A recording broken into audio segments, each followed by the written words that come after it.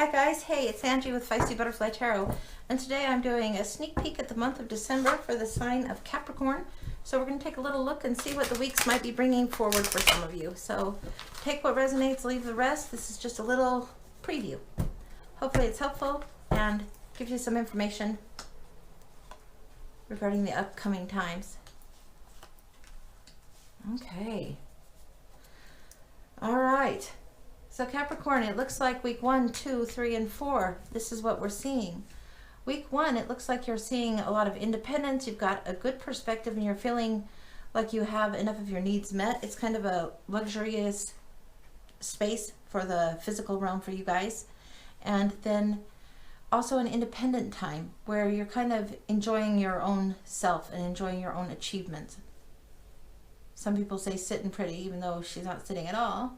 But she's doing really well. Very independent here. Second week, looks like there could be battles coming, arguments coming, maybe a little bit of contention, conflict, sometimes ego in the way.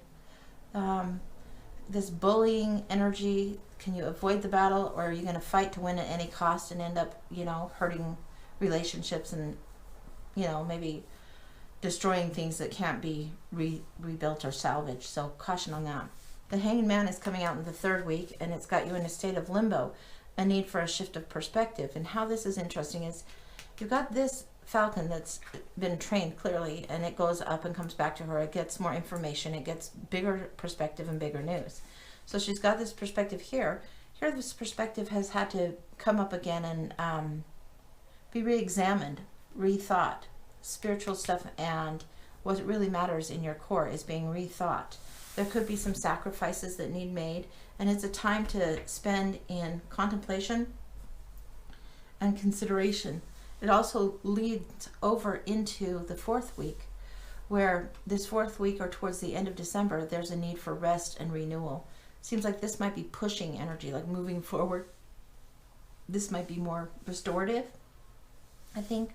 There could be time where you're just absolutely wiped out, worn out, need the rest. Don't push yourself so hard that you feel like you're about dead, Be aware on this. These are the energies at play for you in the upcoming months. Let's take a little bit of a further look and see what's going on. And we're going to look at the Ciro Marchetti deck and take a couple of clarifiers for each one of these. Okay. I'm going to scooch this over just a little. So clarifying the first week, we have the Wheel of Fortune and also the Ten of Wands. The Wheel of Fortune came out in reverse. The cautionary meaning is that there might be a delay in things, but the Wheel of Fortune is all about luck being on your side and the cycle completing and the wheel turning and things happening for your good. So I wouldn't say you're necessarily unlucky, but the luck might be a little bit slower than what you would anticipate. We also have the Ten of Wands, where you're feeling burdened. You're almost done with whatever this challenge is. And you have the 9 here, the increase to the 10. So there is some kind of growth, up-leveling of challenge, this inspiration, these ideas, thoughts, and could be work burdens, could be family and career type stuff that is burdening you. But it's going to feel big for a while. It's going to feel big, and that you're carrying it on your own. This independent, and he's on his own as well. This might be what leads to a little bit of conflict in the second week. We're going to take a look. All right. So in the second week, it looks like you have this need for healing and renewal, and that you're getting a second chance at something. Maybe this is a fight that comes to you and you walk away from it. Often people focus only on this bully card, but there's 2 others in there. This one's crying and this one chooses to walk away. Which one are you in this scene? You'll know which resonates best. You'll know if you've chosen to stand and battle to the end, and even if feelings or whatever is hurt, or whether you're just sad for the whole thing and deciding to leave, or whether you're wisely laying down the arms and trying to create more peace. So it looks like there's choices to be made too. This guy in the middle has to choose whether to follow this path or this. He could be turning around and picking these up. He could be turning around and walking away. You see his back, but you don't know what he's going to do next. And I think that's partly indicating here too.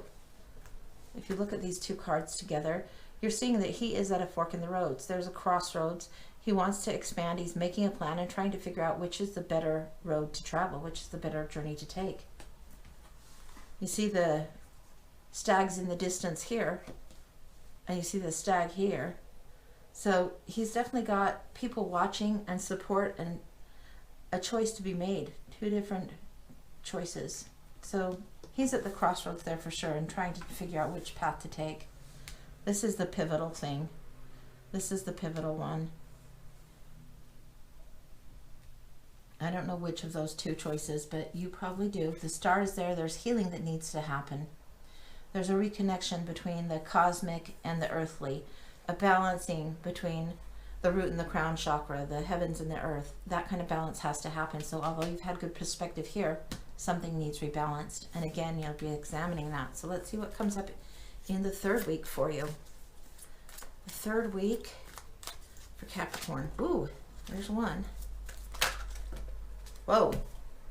2, 3, 4, 5. I think this is what we're going to take for the end. So we've got 1. Oh my gosh, guys. A lot of information here. 2. This is actually 6. 3, 4, 5, 6. Okay. So, information to be gained here. Oh boy. All right. So as it reads, something does end. Something has for sure ended and it's worn you out. A completion, a cycle is almost complete here. And the new beginning is starting. You have the Fool and the World both upside down. So the timing is at hand. It's soon to come. It's not really quite ready. Don't be foolish. Don't make reckless choices. And don't think it's over and leave something unattended and leave details unmanaged. Manage the details. So this is what you're contemplating here. You're in the liminal space almost right here. I mean, but seriously, like, look. Sometimes to me it really helps to have a visual. You're in the liminal space, the hanged man thinking between the end and the new beginning. So if you want these to write themselves, you're going to have to change your perspective on something. All right? Okay. I'll put them back how they were so you can kind of get a see and think about it. All right. Then in this renewal time where you're to renew and recharge, there's pieces here that have to happen. So what you're seeing is the Knight of Wands and the desire to move forward and passionately quest. This Two of Wands, you've chosen one. You've chosen a direction to go. So you were at this point, you were overburdened way too much, so you have to make choices, and now you're choosing the one. What's the important one to move forward? What is the important way to move forward in your life? Those are the questions you should be asking. This is about passion, ambition, work, career. Then you have justice. Something has had to rebalance here. There has to have been justice somehow here. There's 2 here, equal options. You're weighing options. There's justice here, both scales. And in this one, it's indicated that she's blind. In the Rider-Waite, she's not. So you have to take the blindfold off in some regard to see the actual choices to move forward, and then get laser focused and move forward. You will have light shed upon things once you have your perspective changed. Something's going to happen in this area of time that's going to clarify things and help you rebalance. You'll want to move forward and you'll have that balance and that mindset. You're resting, you're restoring. Then you have in reverse the Two of Cups and the Six of Swords. And this is in, I would say, the space of yet to come. So if you want to put those like that, in the space of yet to come. So once the justice is there, once the perspective has shifted, there's this Two of Cups. And this is the perfect partnership, the perfect pairing, very idealistic way. Often it's stronger than the Lovers. Often it's to do with romance. It could do with business partnerships here. Maybe there is an imperfect partnership, but one that actually serves. It could be that that's what you walked away from. Who knows? It could be this is reminding you of the falling out and who you might partner with coming forward, because you were independent here, considering something here. And then this is the moving away. Maybe you get to a point where instead of moving away, you're hanging out for a bit. So you're not being rash and just charging forward. You're knowing that you have the inspiration, you're ready to go, there's justice to be handled. But it seems like there's a little bit of a delay of time when you can make your perfect move, and you have the imperfect partner or the imperfect emotional atmosphere to make quick changes. So you're still evaluating, rest and renew, but it looks like things are going to be moving forward. Things would be good. This is close at hand.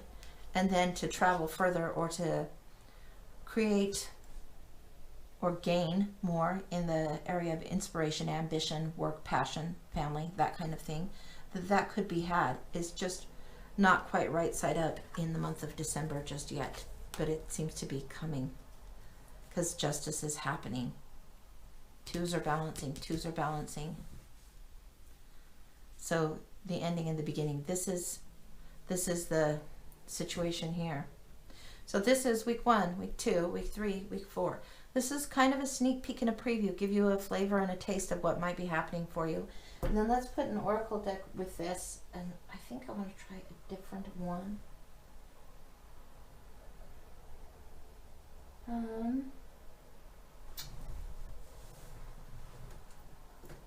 Let's try.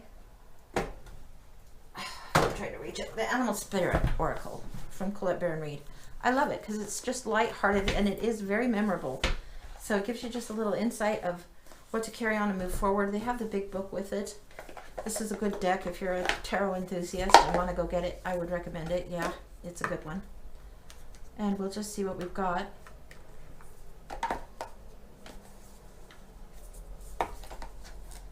Coming up. All right. Let's give these a shuffle. And we're just going to pull 2. Just 2. One for the first half of the month, one for the second half of the month.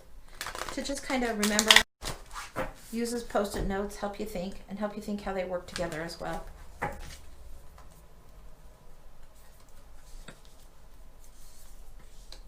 I don't know if you can see those, so I'm going to move them up a little bit. You have Dragonfly Spirit for the first half. Truth transcends illusion. Very interesting, given what we've been talking about. And then this one, Beaver Spirit, lay a solid foundation.